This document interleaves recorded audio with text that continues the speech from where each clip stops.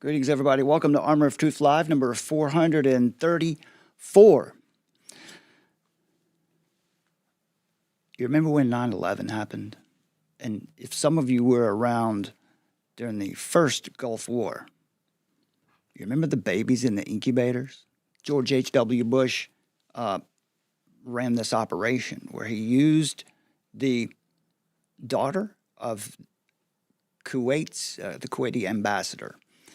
And there was a marketing agency involved in this, and they decided that the way to drum up support for a global war on terror, at that time it was just that George W. Bush was the global war on terror, but H.W. Bush, Daddy Bush, cooked up this scheme to have the Kuwaiti ambassador's daughter come before Congress and explain how she saw with her own eyes Iraqi soldiers go into Kuwait, into the hospital, and rip babies out of the incubators and see them there on the cold floor. It never happened. It was a scam, but it worked. And the people of America were ready for blood and supported that war. Much to our chagrin now as we look back and see how deceived we all were. And then, again, when George W. Bush was in office, 2003, after 9/11, which was 2001, we liberate Iraq. And you see the statue falling there in Baghdad, the statue of Saddam Hussein. Weapons of mass destruction they have, is what we were told. And they're going to use them on their neighbors. They might even use them on us. No evidence was ever found of this. So what I'm getting at is, as we look at what's going on in Iran right now, how do we think about it? Is Trump just that? Is that all it is? Is it just the same thing repeating again? I just want to remind you, many of us came into an awareness. You know, we woke up. A lot of us around 9/11, some of us back during Desert Storm. And that was because that we witnessed, not only that, there was JFK. There was Vietnam. We witnessed genuine corruption and deception in government and institutions. These wars were justified by questionable intelligence, emergency powers declared to expand surveillance. That was the Patriot Act, of course. Bureaucratic overreach, more and more global entanglements eroded the public trust. Now, for years, those who questioned these things were mocked and marginalized or dismissed as conspiratorial. And our skepticism did not arise from paranoia. At the time, they called us paranoid. But no, it arose from observation and experience. The evidence warranted it. Now, in that sense, skepticism served us well. It served an important purpose. It forced people to question narratives and to examine evidence carefully. But a tool that begins as discernment can, if you're not careful, especially when it comes to government corruption, the New World Order, a tool like discernment can slowly become cynicism if you're not careful, if you're not grounded in eternal truth, if you're not making all of your decisions based on what is true, good, and beautiful. And we find that in Scripture. So there's a danger to our skepticism. And that's what I want to call your attention to today. Myself and the lovely Summer, who isn't on the show with us today, but has been putting out articles about this recently. We think it's important to remind you of this because she read an article from John Rappaport, someone who we really appreciate and respect a lot, but he got this one wrong. That's our opinion. Discernment asks questions and evaluates evidence. Cynicism, though, assumes the answer before the evidence is examined. Discernment says, let's examine the facts carefully. Let's follow the truth where it leads. And let's stand on it. Let's not let our urges and our feelings determine what's true. Let's follow the facts. Cynicism says, all authority is corrupt. All institutions are irredeemable. Therefore, none of it can ever be good. So when skepticism becomes absolute, it turns to its own form of dogma. In fact, your skepticism can become your identity. Being awake can become your identity. That's not a good thing. It's a good thing to be awake. It's a good thing to be skeptical and use discernment, but it's not good when that skepticism becomes a dogma or when it becomes your own identity. At that point, no evidence can ever overturn the assumption. So this is where many people become trapped in cognitive dissonance. And that's very interesting because one of the mantras of what we call the truth movement, that rose up out of 9/11, Oklahoma City. I don't want to say those words here. I mean, YouTube, you never know. But you know what happened in Oklahoma City in 1995 at the Alfred P. Murrah Federal Building. 160 people lost their lives. And the official narrative about that was suspect, to say the least. So when we see those things happen, and if we become jaded, it's very easy that it can become our identity. That, I figured that out and I figured that out, so I can see clearly everything now. What happens is, the problem, the warning, the big caveat here is, whenever new evidence comes along and challenges that belief, the instinct to reinterpret that evidence rather than reconsider your position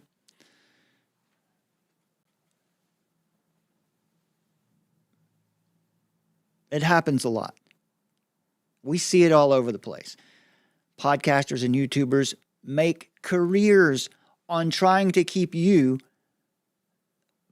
in a position where you believe nothing. Remember, we've talked about this before. You have to be very careful about who you listen to on the internet. The people who say, look, we're just asking questions. No, they're not. They're not just asking questions. They're trying to promote a dogma, a dogma of skepticism. But here's the truth. Love of truth requires something more than skepticism. Scripture doesn't teach that authority itself is evil.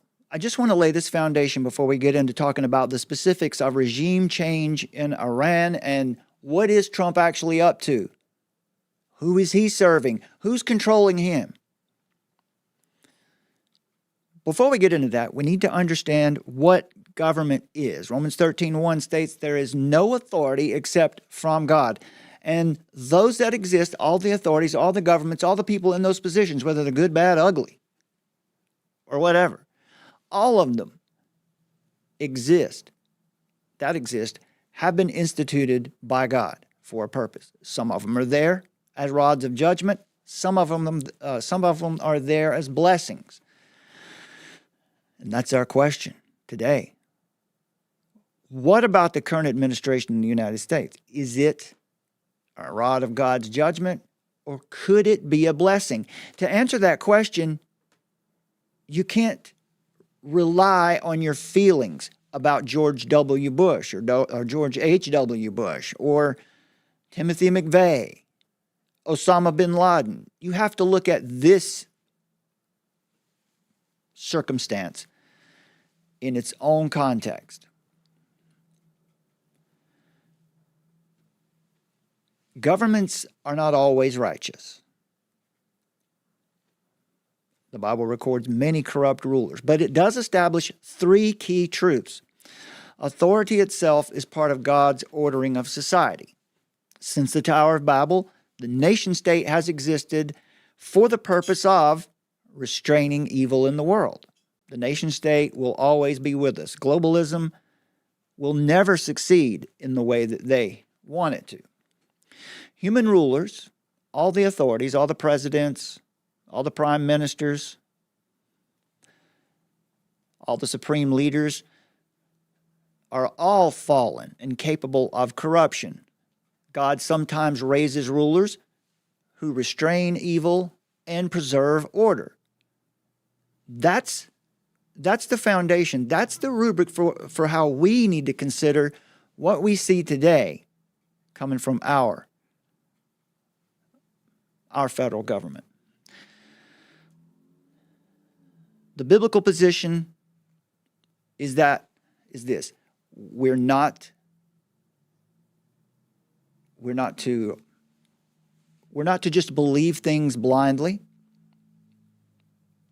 God says himself, "Come and let us reason together." So we're not called to blind loyalty, and we're also not called to total rejection of everything we see coming from authority. The biblical posture is not a skeptical identity. The biblical posture is discernment, always discernment. And that requires humility, a central biblical virtue. In evaluating these matters is humility. Humility is an attribute of God. And humility, especially in matters like this, is evidence of assurance of the presence of the Holy Spirit. Now, we always fight against the Holy Spirit. That's our nature. So we need to be aware of that. Proverbs teaches repeatedly that wisdom begins with humility and the fear of the Lord. We don't fear the evil that men do. And we also don't consider all of them evil. Proverbs 11:2 says, "When pride comes, then comes disgrace, but with the humble is wisdom." So humility recognizes something important. Our knowledge is finite. We like to make declarations that we know it. It's true. This administration is exactly like George W. Bush administration. But our perceptions are imperfect. We have to take each case separately. Now, we learn from the past, and because of the past, we are wiser. But we're only wiser when we employ discernment. Our conclusions might need correction. That's wisdom. When skepticism becomes a prideful certainty, like, I already know how this works, nothing's going to change my mind, then it ceases to be discernment and becomes intellectual arrogance. This is just what the Bible says. So, the attribute of humility remains willing to reassess our own positions. This is something that you see rarely today, particularly from the left. They never admit defeat. In fact, Donald Trump himself is one who never admits defeat or that he got anything wrong. You know, he comes from that Norman Vincent Peale background. That's his foundation. It's kind of like that, you know, the New Age idea or the word faith movement where they believe that your words create reality. I mean, it's kind of how he is. Instead of asking whether something fits our previous expectations, we should ask, what policies are actually being enacted? What policies has the administration given us and said, here, this is what we're going to do, right?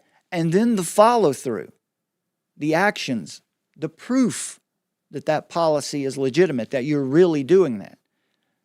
You have to take those things into consideration and judge them fairly with just weights and measures. Again, the Bible teaches us how to evaluate evidence. What outcomes are occurring, actually?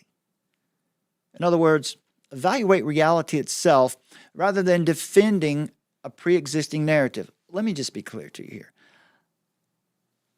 I'm not calling anyone out. I'm talking to me because it wasn't so long ago that I was locked into that worldview.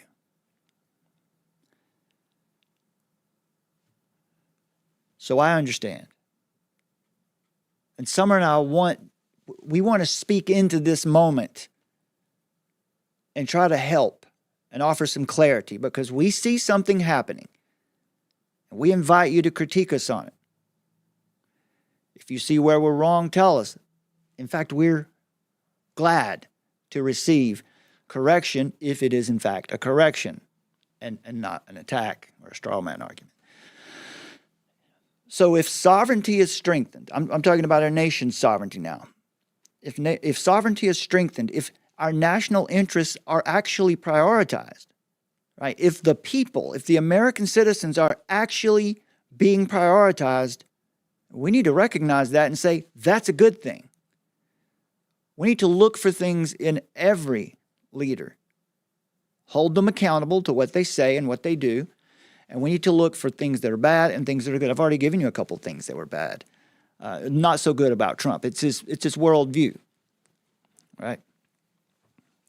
But God lifts up all kinds of men.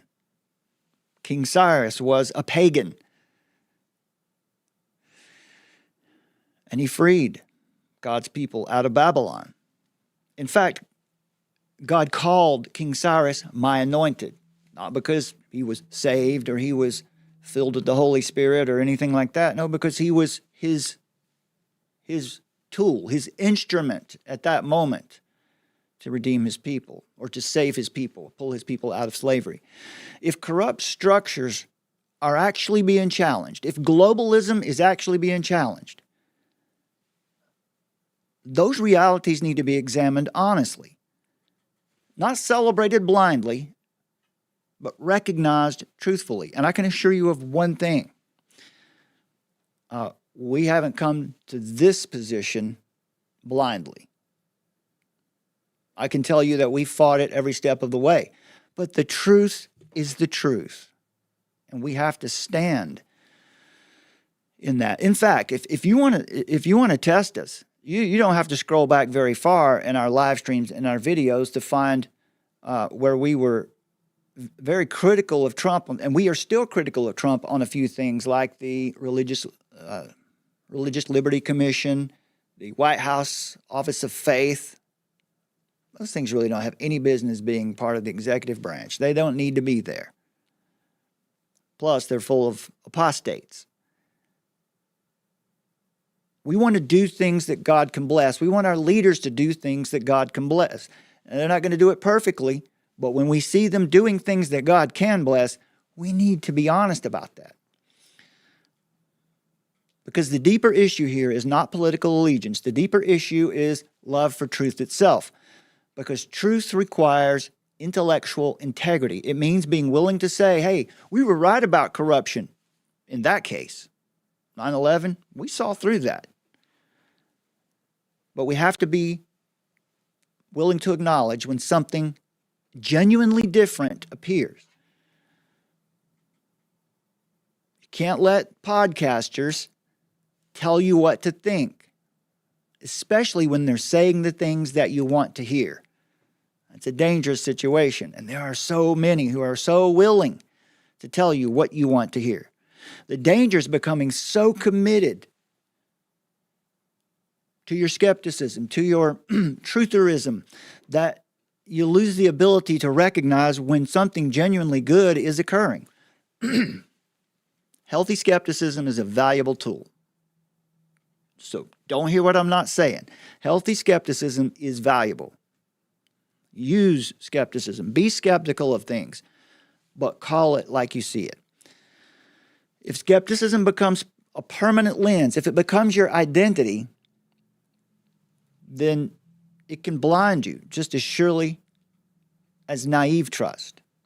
The biblical path is different. It calls for discernment grounded in humility, guided by truth rather than pride, and always willing to reassess reality in light of new evidence. Because ultimately, our commitment is not to skepticism. Our commitment is not to ideologies. Our commitment is not to government or politics, though we should be engaged in it. Our ultimate commitment is to truth, to the one who said he is the way, the truth, and the life. We follow his way. Okay, let's start into this. I want to show you what I have for you here today. These are people in Iran over the past day or two celebrating what they feel like could be their liberation.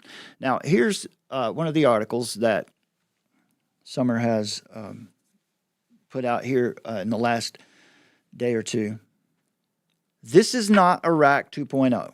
What's happening with the U.S. military in Iraq right now, our case is that this is not Iraq 2.0. This is not the global war on terror all over again.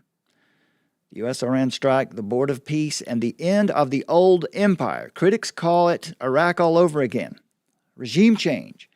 But the administration says it marks the end of the old playbook. What are they telling us that it is? I know, we have been lied to so much. I get it. I'm sympathetic to it. Both of us are. The Trump administration's Iran strategy is being framed as regime change, but instead signals a targeted break from forever wars. And specifically, if you read these articles, especially over the past month or 6 weeks, maybe 2 months, that Summer's been writing, you're going to find a theme.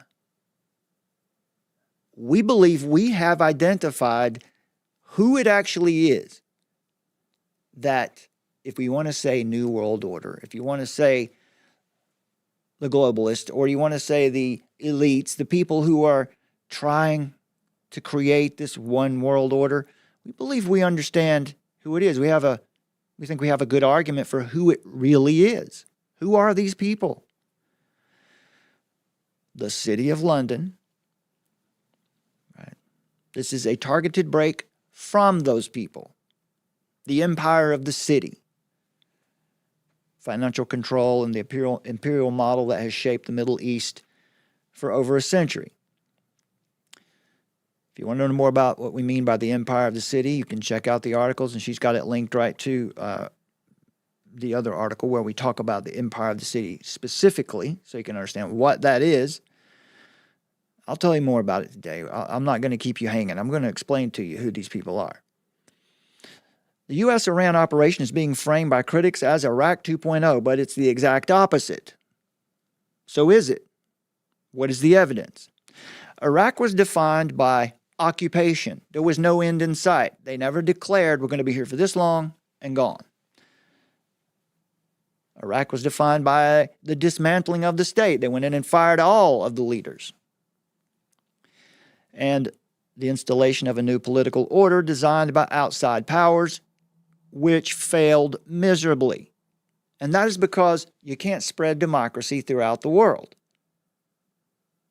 Not every people group is capable of living under the system that we have in America. And our founders knew this, and they said as much. This Constitution is really only fit for a moral, virtuous, for a religious people who understand that everyone, that man is fallen, that everyone is bent toward evil, and that evil needs to be restrained. Because when you know that, you're capable of self-governance. It is the exact opposite. Iraq was defined by occupation, dismantling of the state, installation of a new political order designed by outside powers. But here, what we see going on with the attack on Iran right now, the stated objective is limited and targeted. It is the removal of imminent threats. Particularly, one of them is we don't want these unhinged people to be enriching uranium to build a nuclear weapon. And that is exactly what they've been doing. After the bombing last summer, you thought maybe they would stop. No, they never stop. They will never stop. That's why this regime really has to go. They are objectively evil. And when you are the nation in the world who has the most, let's call it this, has been blessed so richly by God that we are the most wealthy nation, we have the strongest military, then you do have a moral obligation when you see evil happening in the world. Now, you should never go beyond your means. Remember, we talk about the principles of charity. First, you're responsible for taking care of your own home first, and then you can move out and take care of the cat down the road, or then you take care of your community and your region, your state, and your nation. But your family comes first. If you're a husband, your wife comes first, your children, and on out. And the same goes for leaders. The same goes for the American president. His first duty is to the American people. And in the policies, in the foreign policy statement that they put out in November, it is very clear. In our last live show, we went into great detail on this, so I won't get into that too much here because this is going to be shorter. But, to summarize it, the national security strategy states that three big points: an America first position, a true good nationalism that is opposed to internationalism, that is opposed to imperialism, to pursue and promote prosperity, prestige, and peace. Prosperity primarily being defined as rebuild and strengthen the middle class by rebuilding our manufacturing, reshoring our manufacturing.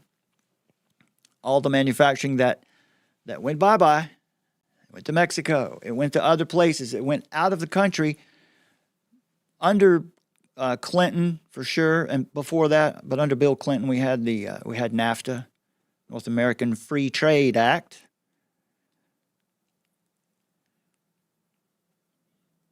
So the point is, with the first P, prosperity, return the nation's wealth to the people. Secure the American people's access to the market. Okay? Prestige just means that we have to establish ourselves on the global stage once again. In other words, we have to be stable. We have to project goodness to the world. Now you might say, but we're bombing someone. Bombing is good when you're bombing evil.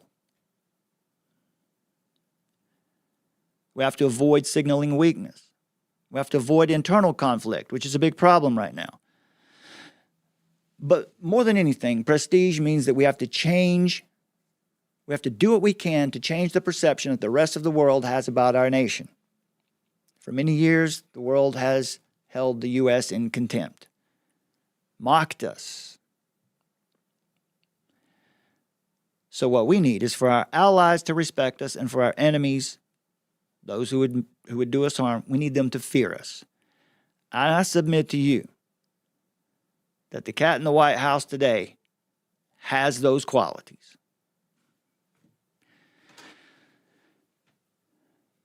and peace, number 3. And what that means in the stated foreign policy. What's interesting about the Trump administration's foreign policy is that it puts the American people first. It's the foreign policy. It's really supposed to be about how we're going to engage with the rest of the world. But at the top of the list is we're going to engage with the rest of the world in a way that benefits the American people. We haven't heard that from any president in at least 50 years. More like 80. So the safety of the nation and the citizens is first.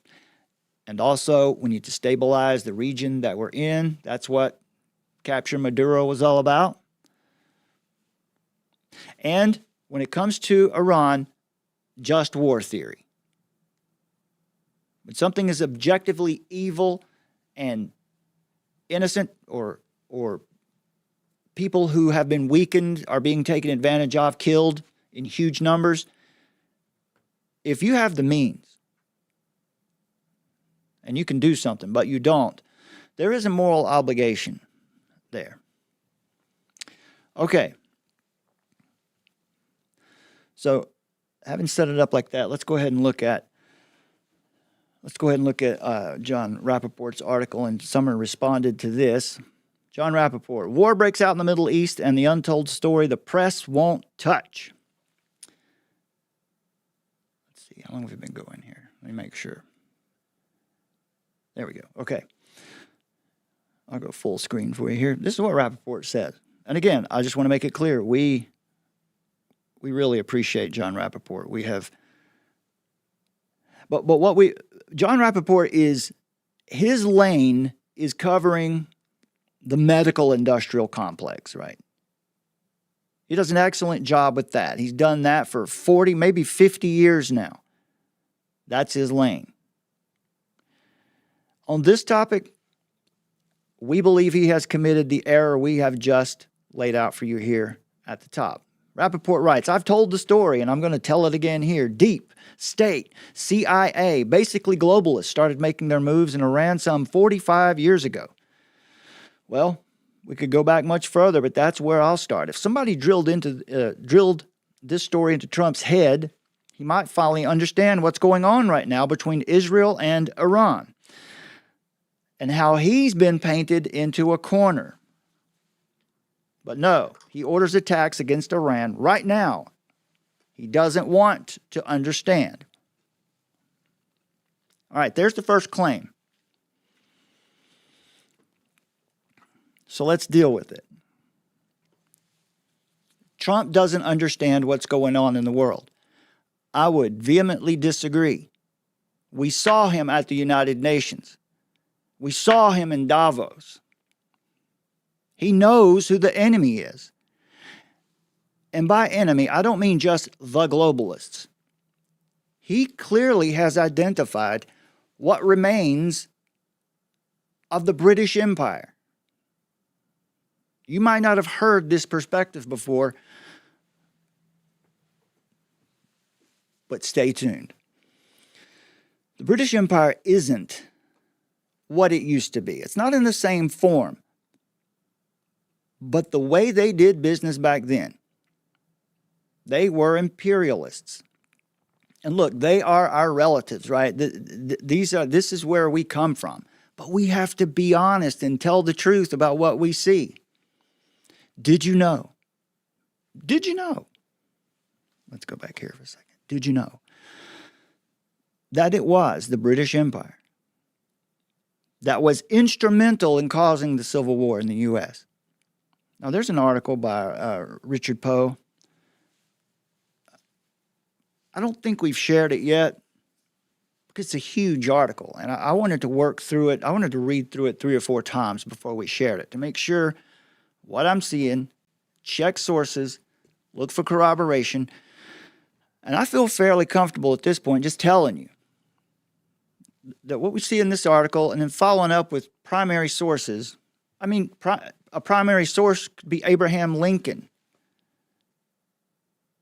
his Secretary of the Treasury,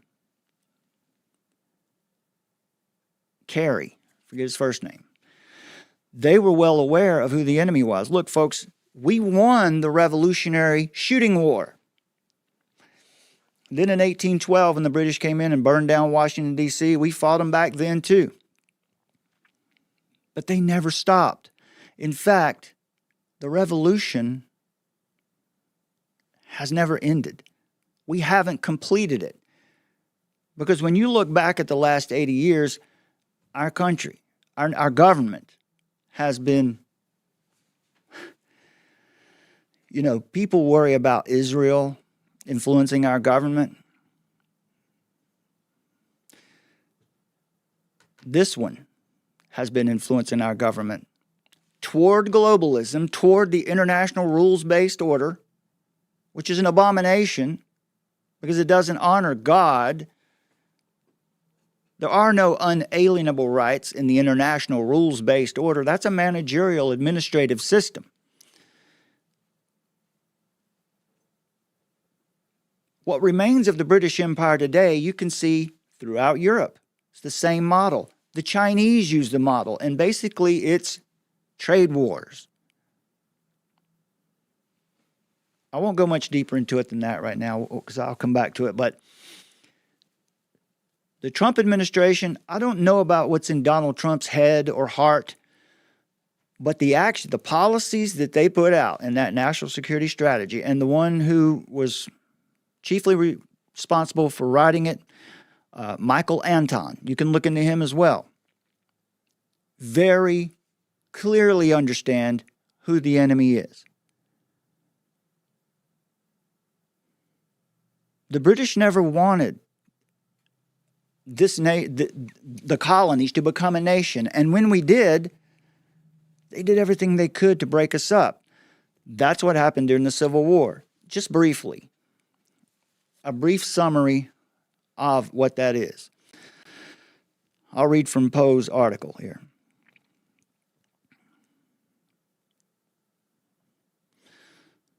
If Britain's goal in our Civil War had merely been to seek a peaceful separation of North and South, her actions might be excused as naive but well-intentioned.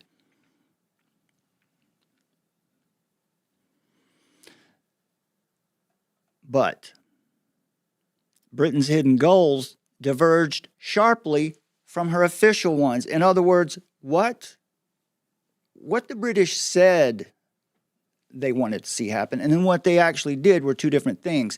And that's what we are charging you to do today. Look at what the administration says and then what they do. It won't always be perfect, right? I've actually got a little statement on that.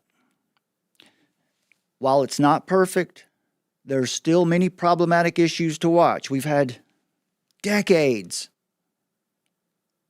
of internationalist influence on our government at the highest level in the executive branch. The Congress is still infested with it.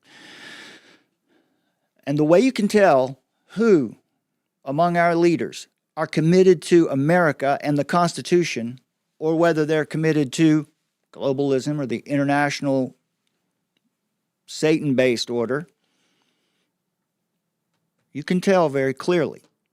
If they're criticizing Trump on these policies right now, on his national security policy, his foreign policy, then they're not constitutionalists. They're not invested in seeing America survive, thrive. They want it to change. They want a new world order. So while we call them neocons. When you see the Republicans or the rhinos, the better term for them is neocons. Back in the middle of the 20th century, Democrats fled their party and went into the Republican Party, but they brought their politics with them. And their politics was progressivism. It's just another way of saying globalism. We got to progress away from our traditional founding. Still many problematic issues to watch, but over the last year, the Trump administration has been relentless in their efforts to restore the republic for the American people by stabilizing the region, managing domestic unrest, abandoning multilateral organizations battling rhinos and neocons, progressives and radical leftists. It seems that Trump and those closest to him understand the evil that must be defeated to save American liberty. And Trump himself seems to understand exactly who or what the enemy really is. So this is one point where we disagree with Rappaport. Rappaport says, we start in 1953. So he just gives the history of Iran here, and he gets this right. Iran actually held an election for its prime minister, and the winner was Mohammad Mossadegh. Right away, he moved to nationalize the oil fields and the oil industry. That sealed his fate. Right? Why did that seal his fate? Because the British want that oil. And folks, they still want that oil, and that's why they're not willing to help us in this operation against Iran. I've got a map to show you in a minute. I can explain this to you in more detail, but let me try to stick with this article. I wanted this to be short. We'll see what happens. So Mossadegh nationalized the oil fields. In other words, he wanted the Iranian people to benefit from the oil, and as Rappaport says, that sealed his fate. I would agree with that, because he could then set the price of oil. He could let it flow or stop it. He and his country would own it. But the British owned it. You see, Rappaport gets this much of the story correct. And they weren't about to step aside. So MI6 and the CIA staged a coup and deposed Mossadegh. Just like that. In his place, they installed the Shah. Now, if you see our thumbnail, the little guy down there below Bush and Trump, that is the son of the former Shah of Iran. And he is the one they have picked. He's the one that they want to take over in Iran, at least temporarily. And of course, let me show you here, because Summer has written about this. If you want to understand Pahlavi, this is the Shah of Iran's son. All right. And this is Chavez, the lady who, they tell us, won the election against Maduro in 2024. But because they were basically a communist dictatorship, Maduro didn't allow that. Now, she is also a problem, because she is also bought into international rules-based order. Pahlavi is a non-entity. He has really no personality, no real belief system. He is a perfect puppet and tool for what we'll just call the empire or the globalists. So one of the things we can do to hold the Trump administration accountable, now you haven't heard Trump and his administration come out and endorse Pahlavi, and they certainly haven't endorsed Chavez yet. That is evidence that they understand what's going on. So we think Rappaport's got it wrong here. It seems to be clear that they do understand what's going on. But you have to pick your battles. And it is most likely that Pahlavi is going to be at least a temporary leader in Iran. We have to take the L on that one. But because the administration clearly understands who the real enemy is, for that reason, we can have faith, we can have confidence that the nation will be turned over, really turned over to the people. I know I'm jumping around here, but I can't. I need to show you. I want to show you this. Let me first run you through this truth right here. What you're looking at here is a map of the Indian Ocean. You've got the Arabian Sea to the north and the Bay of Bengal to the north. And let me show you where we are in the world here. You see, there's India. Here's the Middle East. And who do we have right above that? Yes, of course, we have China. This is China's region of the world. These are the Chagos Islands. Britain is holding at the moment a 100-year lease on these islands. Now, Keir Starmer, because he is bought into wokeness and globalism, believes that the right thing to do is to give up these islands to the tiny island here of Mauritius. And that is because a few years ago, Mauritius made a claim with the International Court of Justice, a court that really no one in America or really no one in the West pays much attention to, because that's the court, that's the justice arm of the United Nations. Mauritius made a claim with the International Court of Justice. They made a claim on the Chagos Islands. Britain holds a 99-year lease on this. Because they made that claim, and because Keir Starmer, and it seems that the UK has been infiltrated and taken over by the mind rot of globalism and wokeness, they feel shameful for their privilege. Starmer, at one point recently, agreed to give the Chagos Islands to Mauritius. Here's the problem. Mauritius never owned these islands. They never had any claim to them before. They're not their islands. They hold no claim to it. They're not from it. So why would Mauritius do that? Because, if we go back up here, China, right here. China is present in this part of the world. Particularly, they are present. Now, Mauritius, you can see, is off the coast of Madagascar, which is off the coast of Africa. China is present here in this part of the world, particularly in Mauritius. They are holding extreme influence over Mauritius. So that's probably why they put that claim in with the International Court of Justice. And that's probably why Keir Starmer is doing what he's doing. Because with Donald Trump coming out and saying we're done with this order, they're all scrambling. So you might ask, well, what's the big deal? What's the point? Well, if you can tell, if you can see right here, we've got just to the north of the Chagos Islands, Diego Garcia is the main island there that we're talking about. Here is Iran.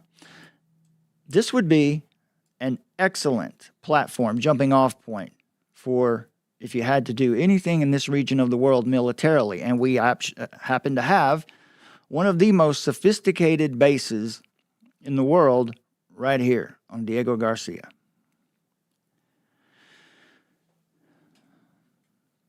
So, what did Keir Starmer do last week? Starmer decided that he was not going to allow the United States to use our own base. Now, it's a joint base between the British and the U.S. there in Diego Garcia. He said, no, you cannot use Diego Garcia as a platform for any attack on Iran. Why would he do that? Because Britain is benefiting wildly off of the cheap oil that was coming out of Iran. So is China. So taking down that regime really, really irks China. And obviously it irked Keir Starmer too, because they understand that this is going to be a regime change. And it should be. These people there, not the people. The people in Iran are good people. They've been oppressed for 47 years by this murderous awful Islamist regime. So what I'm telling you here is when you look at the evidence and you can see who the players are, who is the enemy out there. And when you have the background, how the British never wanted the colonies to become a nation. Why? Because they wanted to extract the wealth out of there for themselves. Before the Civil War,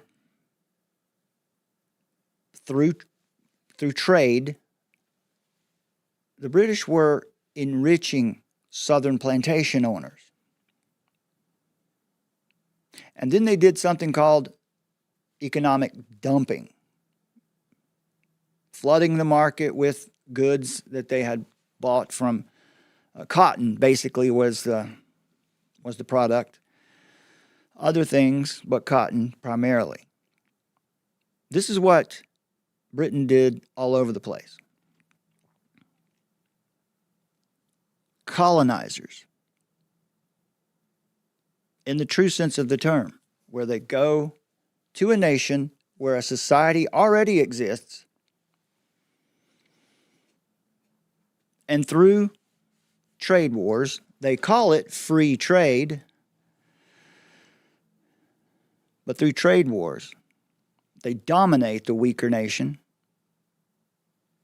so that they can basically get the resources of that place for next to nothing or free, but next to nothing.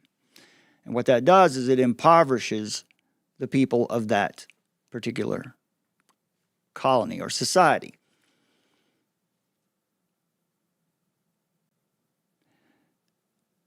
Kerry, Abraham Lincoln's Secretary of the Treasury. It might have been Seward, his Secretary of State, but one of the two said that wherever the empire goes, slavery walks hand in hand with it. What does that mean? It's because of economic dumping. They run the prices down so low that you can't afford to pay people to harvest your crops. You need slaves. You know, this was before the Industrial Revolution, of course, so you had to have people power. So what you may have heard about the existence of slavery in the United States or in the colonies, it's probably not the full truth. Anyway, the point being, the North was the Union. The British had influenced the South to such a degree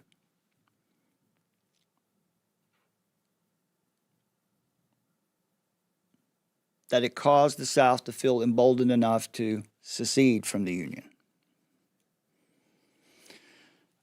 I shouldn't get too deep into that right now. We'll be here for hours. We'll talk about this more in upcoming shows. Perhaps we'll put an article about it. It's a pretty complex topic, so I want to make sure that I've got plenty of sources for you to check out before we print anything about this. But this is at least some of the evidence. These tactics are still being used today. China uses these tactics. For example, the British and the Opium Wars on China. They weakened. Now, China wasn't the superpower that it is today back then. They were a weaker nation than the empire, so they weakened them further through shipping opium in there, addicting the Chinese people, causing huge problems. And so they were able to take their resources fairly easily. Does that sound familiar? So who is it that is really behind the narco trafficking coming from Venezuela, South America, across the southern border, killing 200 or 300,000 Americans at this point? It's interesting when you find out that under Maduro, under Chavez, Hugo Chavez, that Venezuela was an international hub for narco trafficking. But not only that, it was an international hub for enemies of the United States to come into Venezuela and get Venezuelan credentials, because we didn't have any kind of travel restrictions between the U.S. and Venezuela. So if you came in, if you're maybe you're a Chinese spy, or you're from Hezbollah, you're from the Iranian regime, and you want to get into the United States and maybe do some violence to the president or just whatever, you can come through Venezuela, get Venezuelan credentials, and come right on in. That's what Maduro was doing. We covered this for you on a previous show. But also, remember the opium wars. When you think about the narco trafficking and the hundreds of thousands of Americans that have, the plague that we have today. These are not just drugs coming across the border. These are poisons. These people are not overdosing. They're being poisoned to death. Where's it coming from? Who's responsible for it? So anyway, we talked about Shago silence and why this is important. Starmer was said this. So they don't want any part. They don't want to look like at all that they're part of taking on Iran, because they want that regime to remain. Apparently, they don't mind murder by the tens of thousands when it affects their oil price. Has requested permission to use British bases for that specific and limited defensive purpose. We have taken the decision to accept this request to prevent Iran firing missiles across the region. I need to be clear. This is after he had denied it. This is his flip-flop. Earlier, he had denied the U.S. the ability to use Diego Garcia in this operation. But then, because Iran is firing missiles into what he calls their allies, we're going to do it.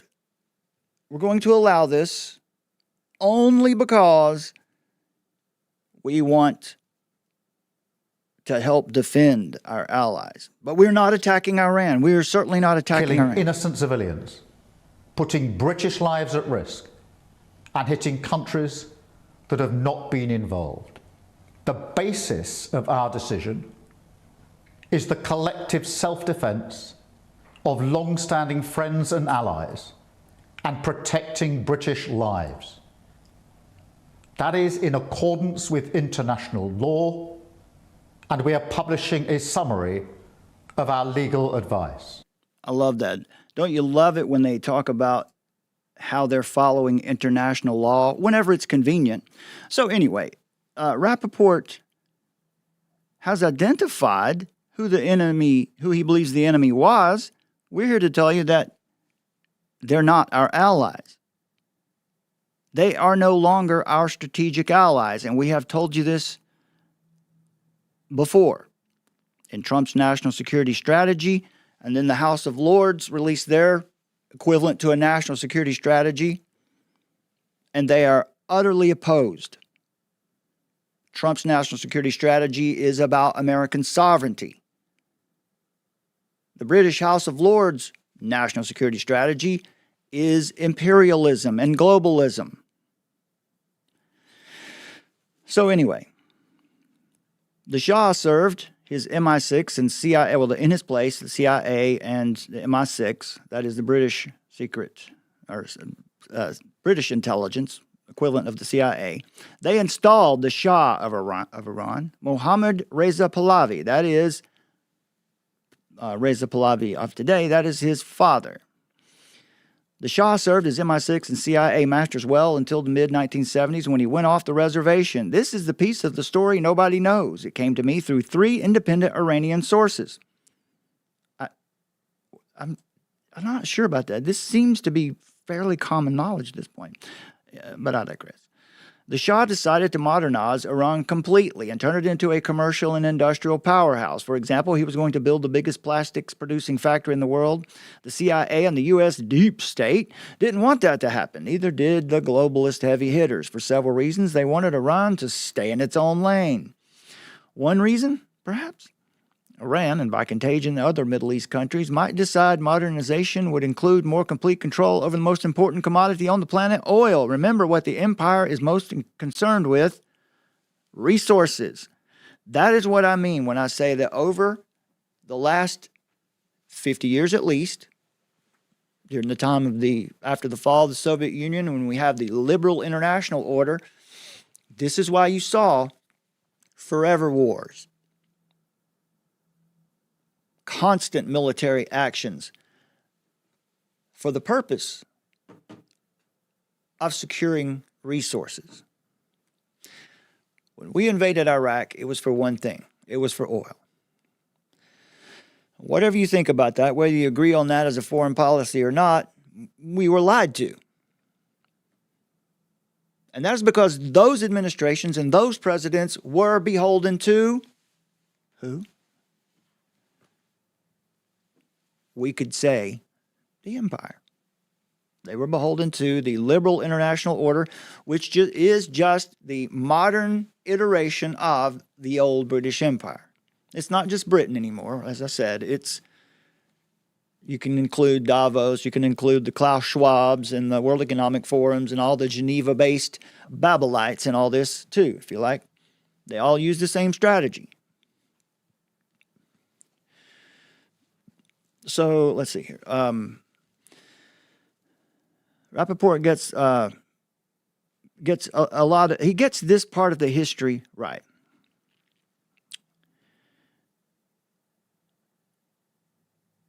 So it was time to stage one more coup in Iran, take out the Shah. Alexander Haig was sent to Iran to talk privately with the Shah's military commanders, and on behalf of the U.S., he told them to stand down and let the student-led rebels stage and win their revolt against the Shah.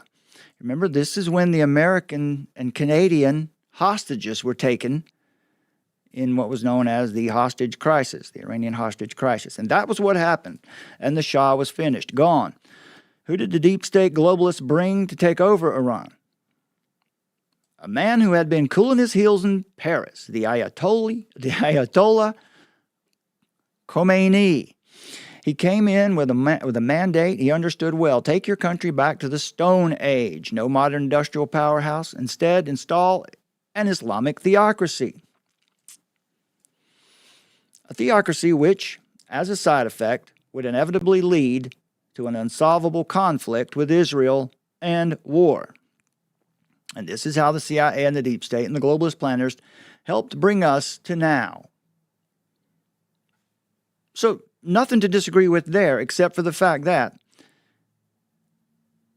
are there other factors which has led us to this moment? Of course, but the above story is a major, major key. Psychopaths meddling and staging and destroying and propping up, all in the name of America. Our name. As if that's what we want. George Washington warned the nation to avoid entangling in foreign alliances. The CIA has lived off of those alliances. If Trump wanted to do something restorative and definitive, something that would echo through the halls of history forever, he would shatter the CIA into 1,000 pieces once and for all and live to tell the tale. But right now, as missiles fly in the Middle East and there is war, that's the farthest thing from his mind. It looks like he's going for yet one more coup in Iran, which is now called regime change. Okay. So, he gets the core of the problem right. But he seems to think that the Trump administration is not aware of this and that he needs to crush the CIA. The CIA has a new director today, appointed by Trump. the man who also runs his Truth Social company. So again, when we look at institutions and think about them, institutions like the CIA, who has done great evil over decades now, Rappaport is correct about that. But what do we see happening today?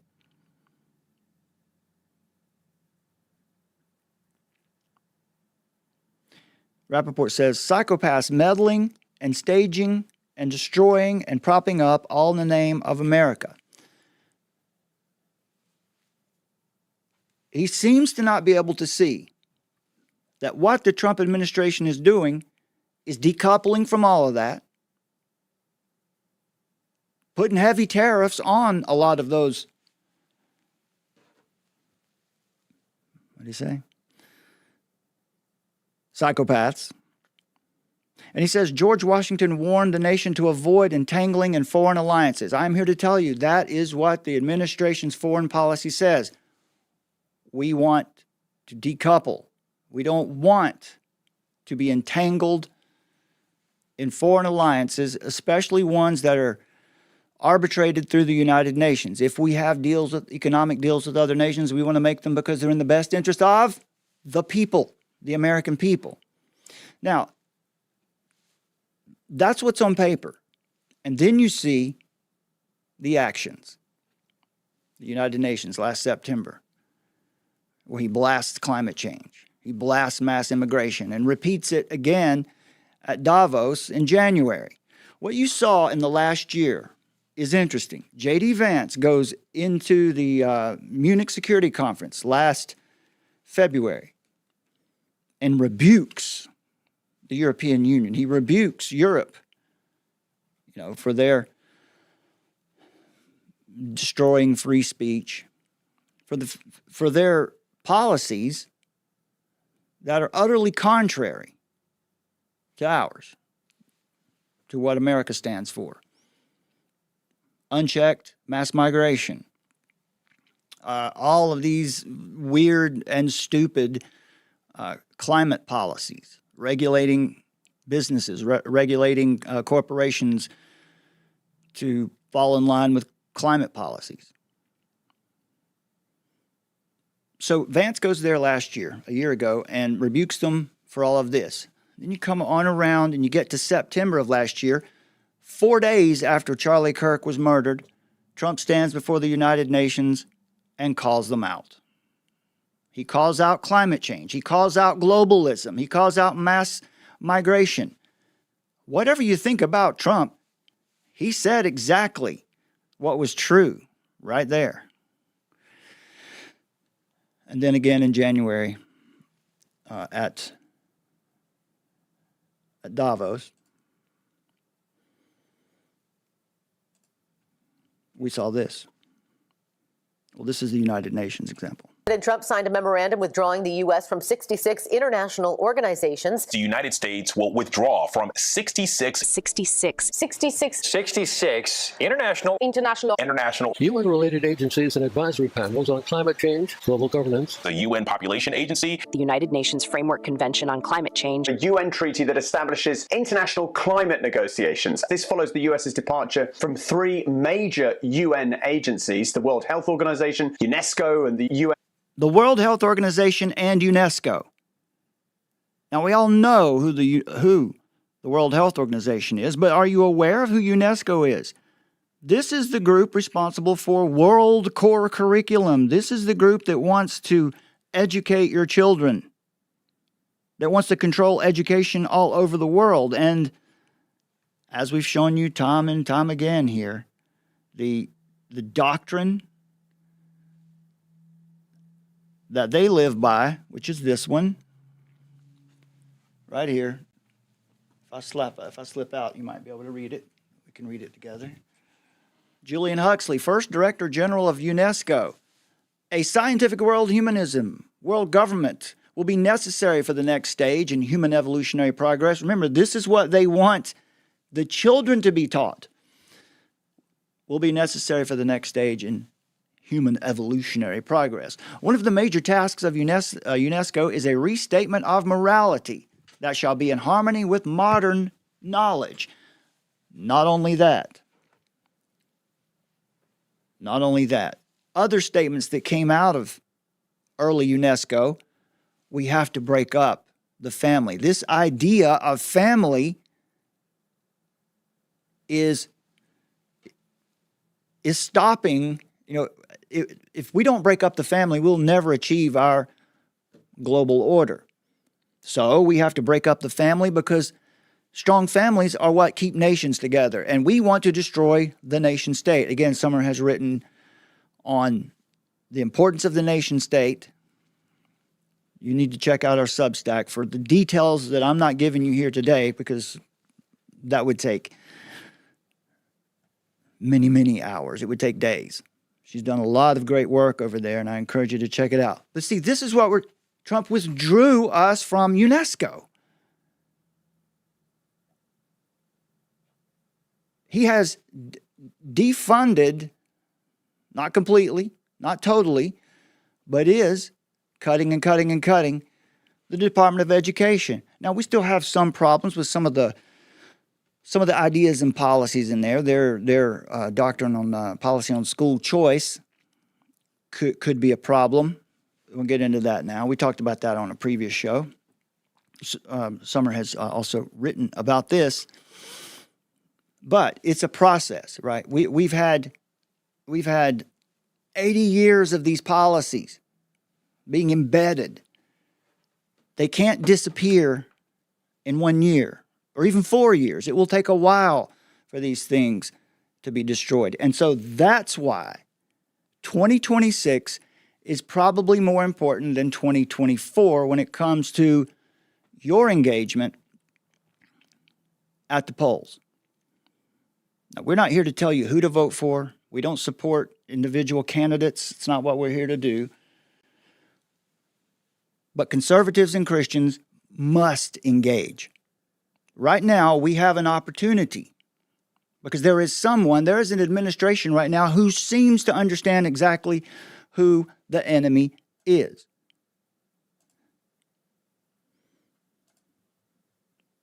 So this is not Iran 2.0. Now, Summer is talking here about Trump's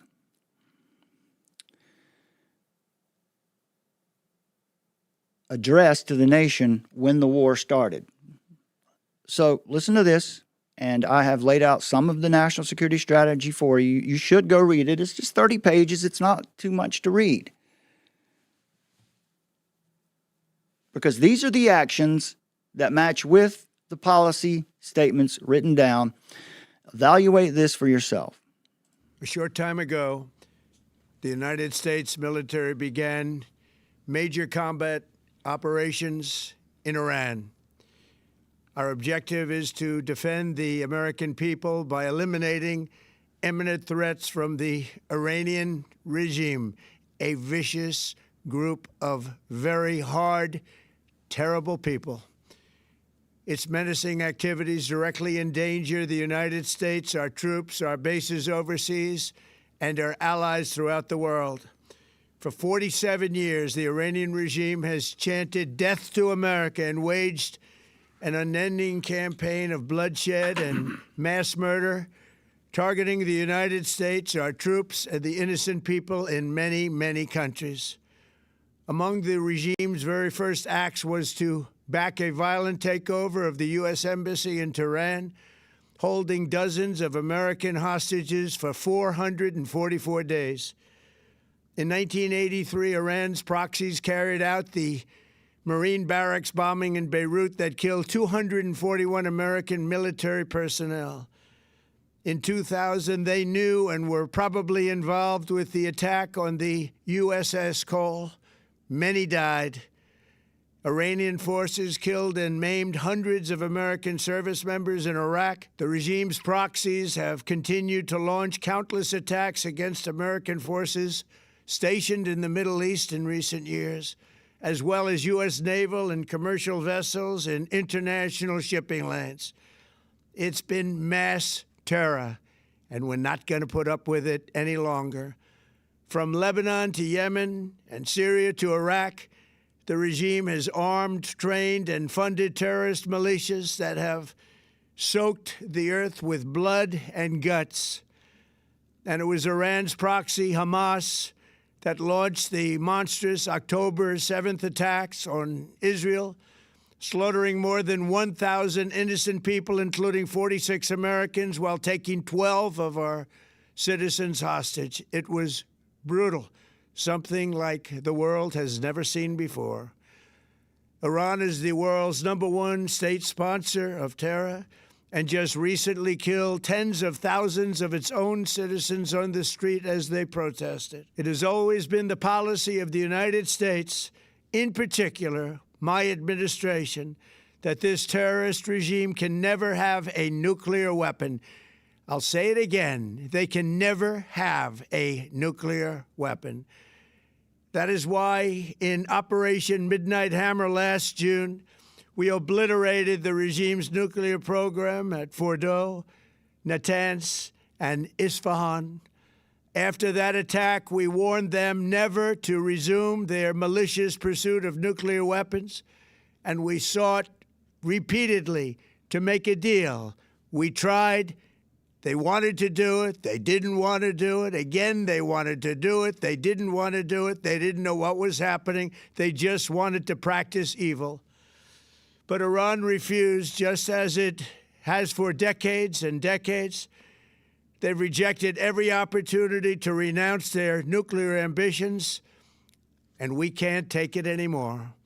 Instead, they attempted to rebuild their nuclear program and to continue developing long-range missiles that can now threaten our very good friends and allies in Europe, our troops stationed overseas, and could soon reach the American homeland. Just imagine how emboldened this regime would be if they ever had and actually were armed with nuclear weapons as a means to deliver their message.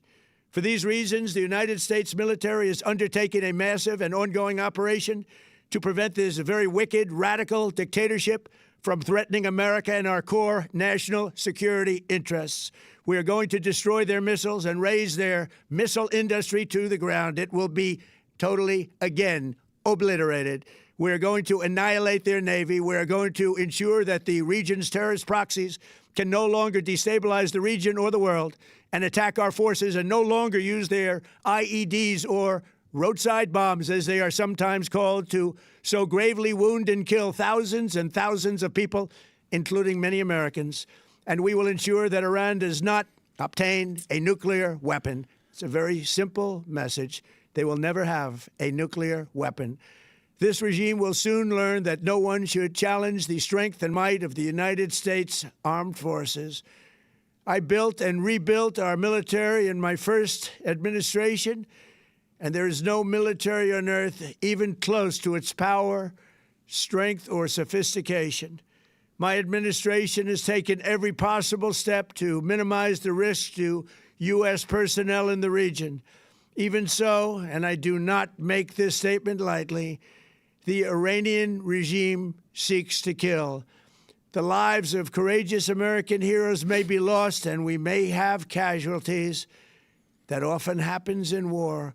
But we're doing this not for now. We're doing this for the future, and it is a noble mission. We pray for every service member as they selflessly risk their lives to ensure that Americans and our children will never be threatened by a nuclear-armed Iran.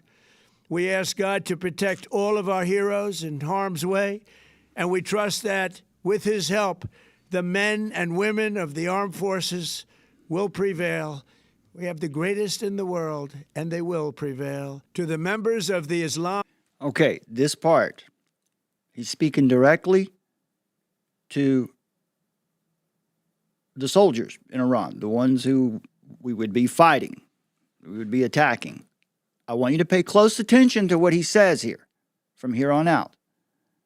Islamic Revolutionary Guard, the armed forces, and all of the police, I say tonight that you must lay down your weapons and have complete immunity, or, in the alternative, face certain death. So, lay down your arms, you will be treated fairly with total immunity, or you will face certain death. What is that? What do you call that? When you tell the army, the soldiers, the forces that you're about to attack for a purpose, lay down your weapons and you'll be forgiven. Lay down your weapons. Don't fight us. This is going to happen. And we'll give you immunity. Here's your chance. But if you don't, you will die. That's called mercy. I didn't finish my thought earlier. Last year, Vance goes to the Munich Security Conference, rebukes Europe. Trump makes his statements in September, again in this past January at the United Nations in Davos. And then Marco Rubio goes 1 year later to the Munich Security Conference and gives this speech where he says, we're the same people. You're our friends. We share a common heritage. We want to move forward with you. Remember, Vance laid down the rebuke early. You're not our allies right now. You are not our strategic allies. What you're doing is not in alignment with sovereignty, with protecting and providing for the people of your nation. And then 1 year later, Rubio comes in and extends the olive branch. He expresses mercy. These are attributes of goodness. Now, I understand. If Trump's delivery and the way he says things, and if you think he likes to brag about his accomplishments, that's fine. I get that. I see that too. I don't like everything he says, but you have to call it according to the truth. In fact, I would tell you that I think this is the guy who is needed right now. After this, maybe we'll have someone who speaks a little more carefully, a little more moderately, but still promotes the same policies. But for right now, the world needed a shock. They needed a character like this. Anyway, mercy. The administration has given a rebuke, a correction, and then extended mercy more than one time. Finally, to the great, proud people of Iran, I say tonight that the hour of your freedom is at hand. Stay sheltered. Don't leave your home. It's very dangerous outside. Bombs will be dropping everywhere. When we are finished, take over your government. It will be yours to take. This will be probably your only chance for generations. For many years, you have asked for America's help, but you never got it. No president was willing to do what I am willing to do tonight. Now you have a president who is giving you what you want. So let's see how you respond. America is backing you with overwhelming strength and devastating force. Now is the time to seize control of your destiny and to unleash the prosperous and glorious future that is close within your reach. This is the moment for action. Do not let it pass. May God bless the brave men and women of America's armed forces. May God bless the United States of America. May God bless you all. Thank you. Thank you for your attention to this matter. Okay, so I guess, the next point then would be the last point we'll make here today. I've opened up a lot of cans of worms today, I know, with this British Empire discussion. It's been in the Substack. Summer's been writing about this for a while. But make your own judgments about what you've heard. Compare it to what you see. Read the foreign policy statements. See if they represent Like, think of it this way. If you believe that we should return to the foundation, because that's where liberty was established, then read the policy and see if it makes sense. See if it seems more like a return to the foundation or a continuation of Bush, Clinton, Obama, Bush. It's not good enough to just say, oh, here we go again, regime change. Is regime change necessarily always wrong? Now, when it's done through all kinds of deception and lies and you don't tell the American people what you're really doing, yeah, that's a problem, especially when you're doing it for corporations like fruit corporations in South America, and, you know, to take resources and land from people, because that is what the empire did throughout its imperial years, and that's what it continues to do today. That is not what this administration is doing. Trump also said yesterday that this operation will last 4 weeks. We'll hold him accountable to that, but if that is in fact what happens, that is not a forever war. Now Summer has written here too. I want to, let's see here. All right. The language, take over your government, it will be yours to take. That is not the construction of a new regime. That is the removal of a brutal, murderous dictatorship for the good of the people who live there. Right? This is Trump refusing to impose one. That would be an operation of the empire. The deeper significance is not regime change, but the dismantling of a century-old financial and geopolitical architecture tied to the City of London's historic control over Middle Eastern energy flows.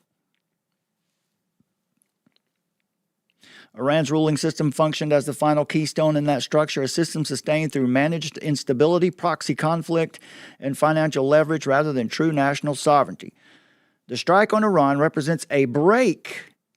It represents a break from the old imperial model rather than its continuation. In other words, not the expansion of a Western empire,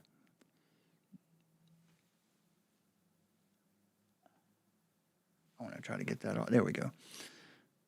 But an attempt to collapse the last pillar of the British-aligned financial dominance in the region.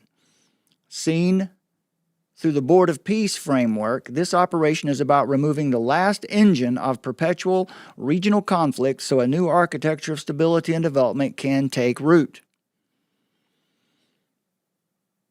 Trump administration is promoting national sovereignty here in America and elsewhere. The people who are fighting against him are those who want America to be weakened and want the global order to succeed. Instead of exporting regime change, this administration seeks to end the system that profited from chaos in the first place. And what was that system? I think we've defined it pretty clearly now. It used to be called the British Empire. Today it's called the International Rules-Based Order. Now, we've got some responses too, because some people are going to say, yeah, look at this is what one of the things that Rappaport and others are saying is that, well, Trump is just a puppet of Israel. Again, folks, again, this expanded and more obfuscated empire has had more influence over our politics and our foreign policy in America over the last 80 years than Israel has. That's a fact. Israel has only existed since 1947. Of course, we know why it was established in the first place, right? We go back to the British for that. Let's put this here, and let's draw up the boundaries of the Middle East, which they certainly did, which the United States did with them too.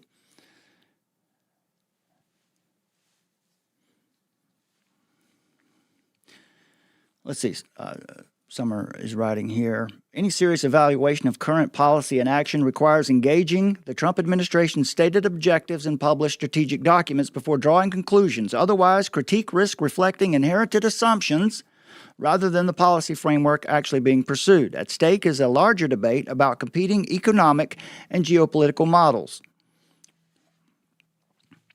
Again, now this is the point that Summer's writing about, and she mentioned in our show, the last live show that we had here, two competing economic systems, the American system, in her writing, what she's calling the Hamiltonian system, which basically means America will be independent, we will produce our own stuff, we will be self-sufficient. Against internationalism, which says we need to be dependent on other nations. The end of the nation state is what they want.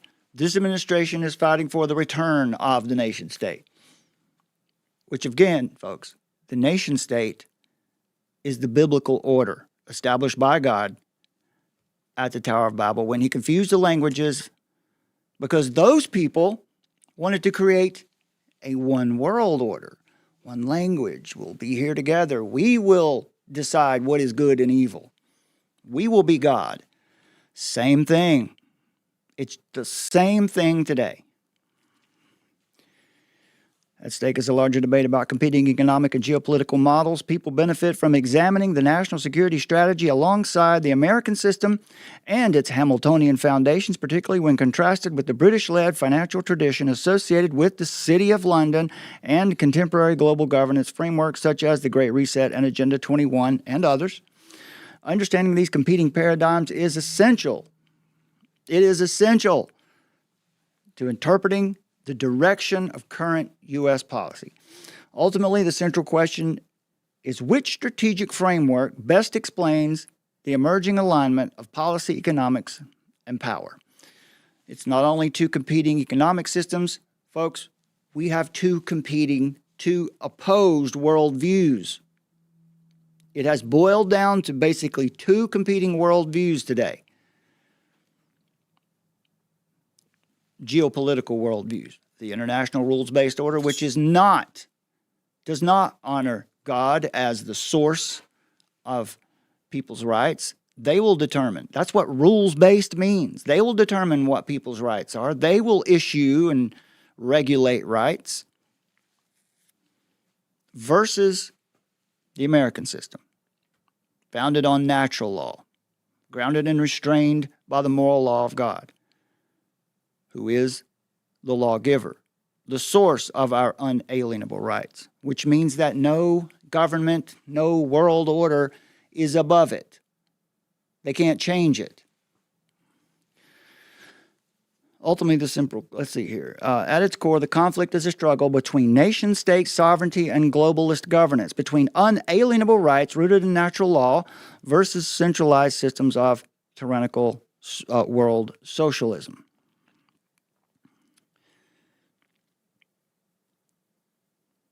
What about Israel? Is Trump a puppet of Israel? Is he just taking orders from Israel? The globalist media syndicate's narrative warfare seeks to engineer perception, turning information into a weapon and turning citizens into targets. The playbook has changed. That's the big message today. You have to evaluate what you see before you today with this attack on Iran. You have to evaluate it according to a different playbook than was being used under Biden, Obama, Clinton, Bush. I mixed them up. It was Bush, Clinton, Bush. But you get it. The Trump administration does not take orders from Israel. And he's proven that. He proved that in June. Remember when he had that tirade about Israel continuing to fight after he had declared it was over? Anyway, and many people need to update their understanding of current geopolitical dynamics. Israel does not control U.S. policy decisions. At some level, perhaps, but they do not. Over the past 80 years, no one has controlled our policy decisions more than the empire. The administration has repeatedly signaled that it rejects globalist frameworks and is pursuing a sovereignty-first foreign policy approach. From this perspective, decisions regarding Iran or the IRGC, that would be the Islamist army in Iran, decisions regarding Iran or the IRGC are matters of American national interest. Trump told you in his address why this is in our national interest. For 47 years, they have cried death to America and death to Israel. And they've attacked us. Many people believe that the second attempt on Trump's life and the third one that you don't often hear about were proxies of the Iranian regime. I don't have evidence for that. Those are rumors, but it's not too far-fetched. The administration has repeatedly signaled that it rejects globalist frameworks. Importantly, the IRGC is viewed not as an isolated regional actor, but as part of a broader geopolitical architecture shaped by long-standing financial and ideological power structures associated with the City of London and the Davos globalist model. Yeah, so we are seeing a lot of narrative warfare right now. Be careful who you listen to. If you're listening to someone and they're telling you exactly what you want to hear, just be on guard, okay? Let's see. Summer shares a book here called Secret Affairs, Britain's Collusion with Radical Islam by Mark Curtis. We've talked to you here about the Red-Green Alliance, the alliance of communism and Islamism. And just briefly, where did color revolutions come from? Where were they born? When you read your history of the empire and you find out about a guy named Lord Palmerston, this was during the lead up to the Civil War. He was an aristocrat, of course, and he wrote for the London Times and would produce propaganda that would make its way here to foment unrest, to cause friction between the North and the South. The whole time before the Civil War, the North was attempting the Hamiltonian system to make our nation independent and self-sufficient, to build up industry so we could support ourselves. The British never wanted that to happen. So, we'll talk more about this later, but maybe you get the idea. Mark Curtis reveals the covert history of British collusion with radical Islamic terrorist groups. Secret Affairs shows how governments since the 1940s have connived with militant forces to control oil resources and overthrow governments, including, now some of that collusion was right here in the U.S., for sure. So, John Rappaport's ire is rightly aimed at Bush administration, and that's correct. However, the statement that Trump really doesn't understand what he's doing, that he's been backed into a corner here, the evidence doesn't support that. That is a feeling that a lot of people have, and this is what Summer has included for us here in these notes. The Iran episode reveals what many still refuse to see. The United States and the United Kingdom no longer operate from the same strategic worldview. Britain's conditional support, restricting the use of Diego Garcia and declining full backing signals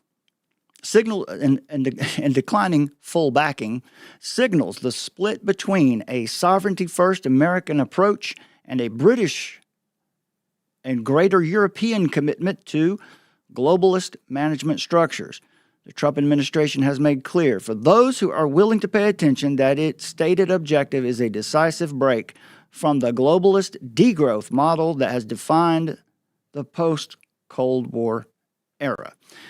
And when Marco Rubio stood before the Munich Security Conference a few weeks ago,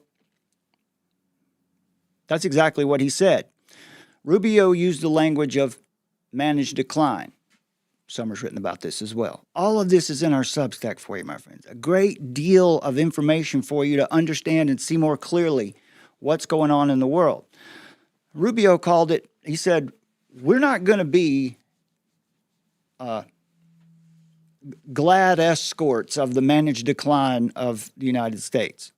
We're not doing that. This administration's not doing that. When he said managed decline, that is degrowth. What is degrowth? Deindustrialization. What has happened to America over the last 50 years? Deindustrialization. Why?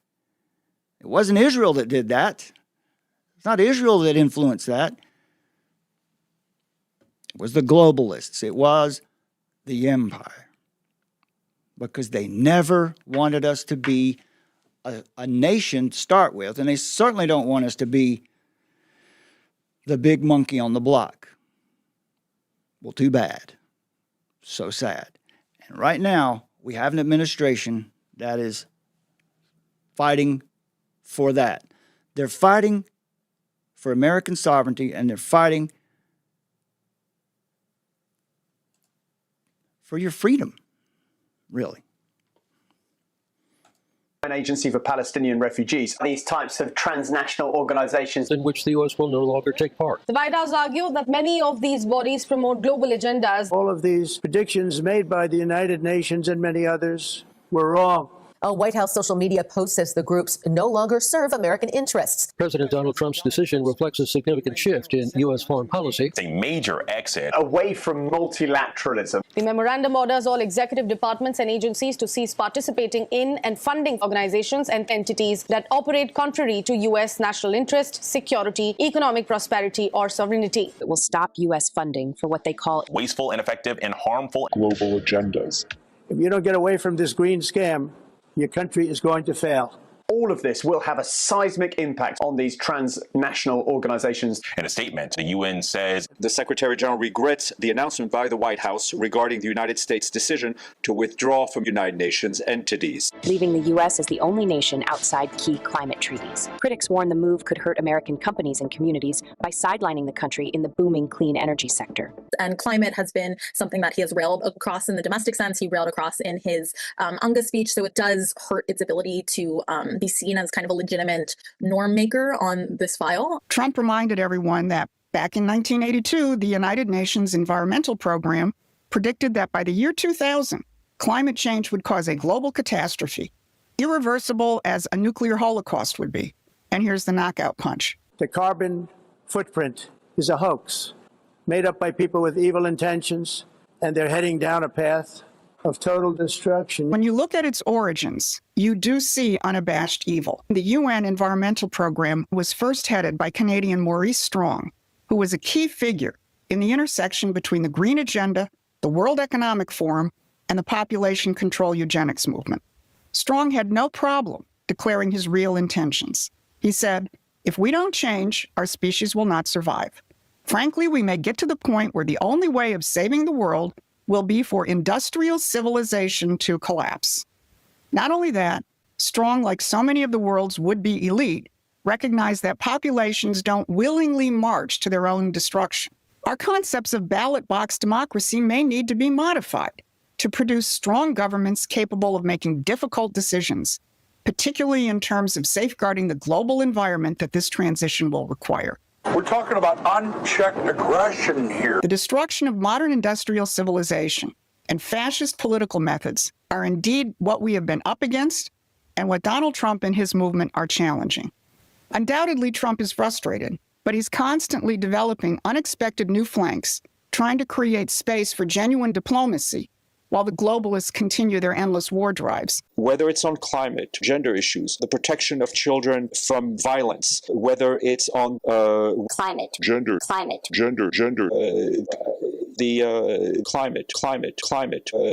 protection of children from violence. The United States has a very narrow definition now of what is benefiting it. The Trump administration has long denounced international organizations. It's a con job. Secretary of State Marco Rubio is calling all of these organizations redundant in their scope, mismanaged, unnecessary, wasteful, poorly run, captured by the interests of actors, a threat to actual US sovereignty, freedoms, and general prosperity. Why do we still have a UN? So, as I said, we continue our work with determination. President Trump, of course, in the past has referred to climate change as a, quote, hoax, even though there is overwhelming scientific evidence to the contrary. Okay. Gina McCarthy, she's a former White House National Climate Advisor, quote, "This administration is forfeiting our country's ability to influence trillions of dollars in investments, policies and decisions that would have advanced our economy and protected us from costly disasters wreaking havoc." Craig McLean, former NOAA Assistant Administrator for Research. The science stands unimpeachable and on its own merits once proven, and human-caused climate change has been proven. The United States will basically be the target of censure for basically denying these truths that are scientifically proven. The European Union has been much more collegial, has been scientifically participating in the leadership of our understanding of the Earth, and hopefully the United States That's in the forthcoming empire. election will return to those elements of United States leadership. Globalist mouthpiece. And for us now to accept the president's affirmation that climate change is a hoax, it's a disgrace to the United States intellect. It's a con job. Creating structures which perpetuate sinful ideologies is what we are up against. These are ideologies which deny the very nature of man as created in the image of God. And this is what Trump is in combat with. And when Trump delivered on that in his speech, he doubled down on the two policies that the UN has championed. He didn't just critique policies. He declared these institutions fundamentally evil and exposed the people pushing them. Trump really went for the jugular. In closing, I just want to repeat that immigration and the high cost of so-called green renewable energy is destroying a large part of the free world and a large part of our planet. Countries that cherish freedom are fading fast because of their policies on these two subjects. You need strong borders and traditional energy sources if you are going to be great again. Trump made crystal clear that these policies are pushed by people with evil intentions, and that those evil intentions have taken over institutions. The battle is indeed between good and evil. Not only is the UN not solving the problems it should, it's actually creating new problems. The best example is the #1 political issue of our time, the crisis of uncontrolled migration. Your countries are being ruined. The United Nations is funding an assault on Western countries. In 2024, the UN budgeted $372 million in cash assistance to support an estimated 624,000 migrants into the United States. Think of that. The UN is supporting people that are illegally coming into the United States, and then we have to get them out. But then Trump went deeper, declaring any system that results in the mass trafficking of children is inherently evil. Yet that is exactly what the globalist migration agenda has done, and it's what it's all about. We continue our work with determination. What's wrong with you people? I'm serious. You want to be politically correct, and you're destroying your heritage. I'm the president of the United States, but I worry about Europe. I love Europe. I love the people of Europe, and I hate to see it being devastated by energy and immigration. This double-tailed monster destroys everything in its wake, and the environmentalists refuse to acknowledge that. Okay, folks, that's it. I'll let this play out. I just want to take a moment to honor the lovely Summer, who is not on the show with us today, but she will be back with us, for all of that hard work that she's been doing on Substack. I'm very proud of you, my dear, and I encourage all of you to go to the Substack and check it out. But for her hard work, we wouldn't have been able to probably partner with Liberty Sentinel the way we have. So I wanted to take a moment to honor Summer and encourage everyone, please check out her hard work on Substack so you can get all of the details on what we're talking about here today. And we will be back with you very soon. Shout out there to Daniel Apologetics. Good to see you, my brother. We'll see you soon.